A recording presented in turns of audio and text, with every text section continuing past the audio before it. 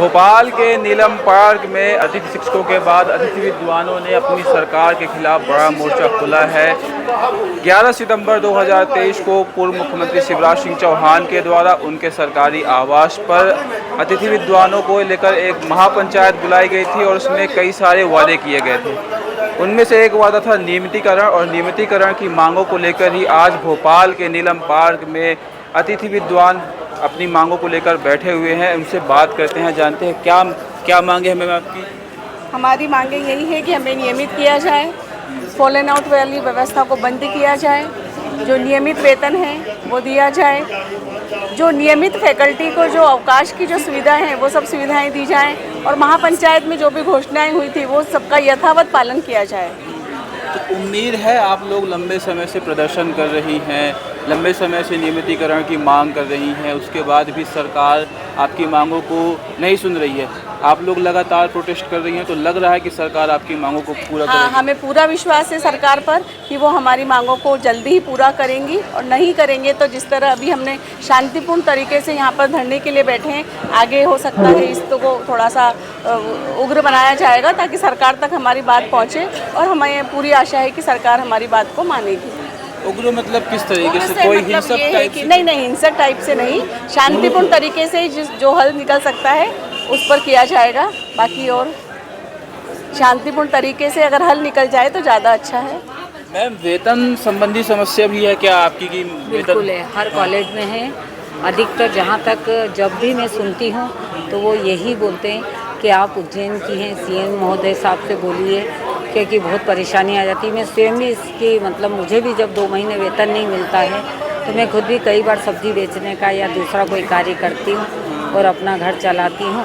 मेरी वृद्ध माता जी भी मेरे साथ रहती हैं, वृद्ध बाबा भी हैं। तो इस प्रकार से इन लोगों के साथ भी समस्या हो जाती है, क्योंकि दूर दूर से लोग वहीं रहते हैं। मैं तो 150 किलोमीटर जाती भी हूँ और आती भी हूँ, लेकिन कुछ लोग जो वहीं रहते हैं उनके लिए किराया अफोर्ड करना बहुत मुश्किल हो जाता है, घर चलाना बहुत मुश्किल हो जाता है। कितने सालों से सेवाएं दे रही हैं मैं आप? 26 वर्ष से इस महाविद्यालय में। 26 वर्ष से? और कितने मतलब वर्षों से आप ये प्रदर्शन कर रही हैं? कि मैं प्रदर्शन जब से हो रहा है तभी से कर रही हूँ। पैदल यात्राएं भी 3 कर चुकी हूँ, भूख हड़ताल भी करती हूँ, हर जगह जाती हूँ, क्योंकि मुझे लगता है कि शायद अब ये उम्र का ये जो पड़ाव है शायद पूरी हो जाए हमारी नियमितीकरण। लंबे समय से आप कॉलेजों में सेवाएं दे रही हैं और प्रदर्शन भी कर रही हैं, फिर भी सरकार ने नियमितीकरण की आज तक जो तो आपकी नहीं मांग हुआ है है। उसको पूरा नहीं किया। बिल्कुल, मैं चाहती हूँ फिक्स वेतन हो जाए हमारा, और एक कम से कम सुरक्षित जीवन हो जाए हमारा। हमको ये लगता है कि कल हम फॉलन आउट हो जाएंगे, कब हमारा भविष्य अंधकार में हो जाएगा कह नहीं सकते। धन्यवाद। और भी कुछ अतिथि शिक्षिकाएं हैं, इनसे भी बात करते हैं। मैम, लंबे समय से आप लोग कॉलेजों में सेवाएं दे रही हैं और महापंचायत भी बुलाई गई थी, आपसे वादा किया गया था कि आपको नियमितीकरण करेंगे, एक फिक्स वेतन दिया जाएगा, तो ऐसा कुछ होते हुए समझ में आ रहा है? सर, हम लोग यही हम लोग का जो 2023 में जो मांगे बताई गई थी उनका बस हम लोग यही चाहते हैं कि उसका इम्प्लीमेंट हो जाए शब्द, और ऐसा पूरा उम्मीद है कि मंत्री जी जो है हम लोग की बात जो है मांगे पूरी करेंगे। कितने समय से सेवाएं दे रही हैं आप? मुझे लगभग 9 साल हो गए। 9 साल हो गए। कई बार आपने प्रदर्शन किया होगा, हर बार आपको आश्वासन मिलता होगा? हाँ, मिला है, लेकिन हम ऐसा लगता है कि इस बार हम लोग की मांगे शायद जो है वो पूरी हो सकती है, हो जाएगी। यदि फिर भी मांगे पूरी नहीं होती, अगला स्टेप जो भी होगा फिर हम लोग उस लेवल पर करेंगे। क्या कहना चाहेंगे मैम?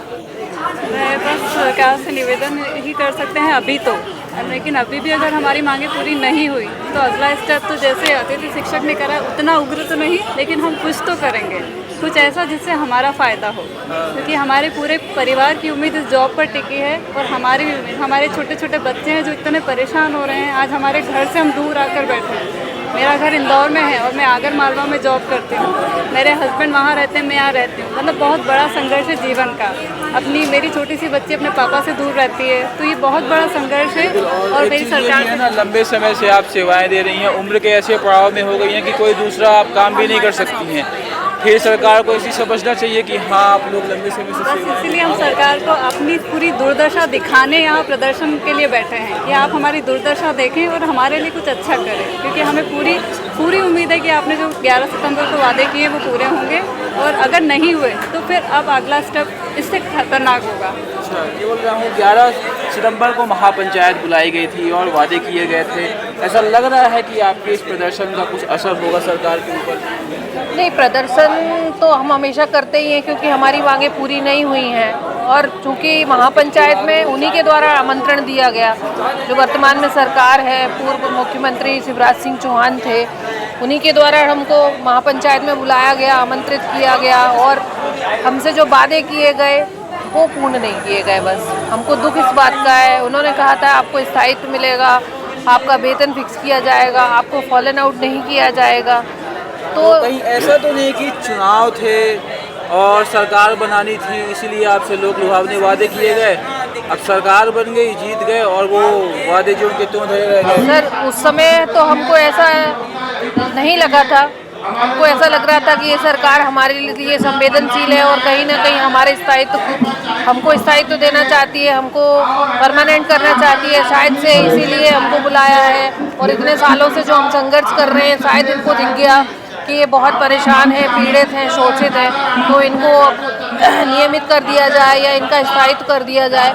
लेकिन जब बाद में ऐसा हुआ, जब हमको ये हमारे जो वादे दिए गए वो पूर्ण नहीं हुए हैं, तो अब हमको यही लगता है कि सिर्फ कोई चुनावी लॉलीपॉप था और जो हमको दे दिया गया और हम उस झांसे में आ गए। पर हम अभी भी, यही सरकार है, पिछले थी, यही सरकार अब है, तो हम विनम्र निवेदन करना चाहते हैं। चूँकि मुख्यमंत्री बदल गए हैं, पूर्व मुख्यमंत्री शिवराज सिंह चौहान जी थे, वर्तमान मुख्यमंत्री जो हमारे मोहन यादव जी हैं वो है उस समय उच्च शिक्षा मंत्री थे, तो हम उनसे करबद्ध निवेदन ये करते हैं कि सर, जो उस समय आपने वादे किए हैं बस आप उनको पूर्ण करिए। आप हमारे प्रति, हमारे बच्चों के प्रति संवेदनशील होइए, आप भी समझिए, क्योंकि हमारे लिए जो हमारा आर्थिक, जो हमारा सोर्स ऑफ इनकम है, जो हमारे परिवार का एक तरीके से कहना चाहिए रोजी रोटी है, उसको मत छीनिए, हमको फॉलन आउट व्यवस्था से उबारिए और हमारे को एक हमारा सम्मानजनक पद दीजिए। चलिए, ठीक है, धन्यवाद।